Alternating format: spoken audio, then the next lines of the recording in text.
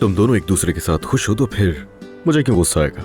लेकिन अगर तुम दोनों कल को इस फैसले से पछता के मेरे पास आओगे तो मैं दोनों के कान खींचूंगा। इसकी एक एक गुड़िया तोड़ दी इस औरत ने। नाइला, आंटी, मेरी जान। अलमास सेहतमंद नहीं है शाहिद।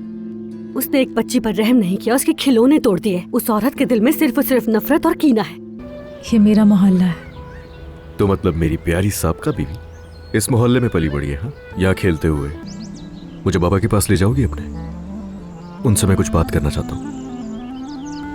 आप लोग बेफिक्र रहिएगा, आपकी अमानत मेरे पास महफूज है। पूरी उम्र इसका ख्याल रखना मेरी जिम्मेदारी है। नहीं, मैं अपनी बीवी से तलाक नहीं लेना चाहता। मोहब्बत बदुआ बन गई।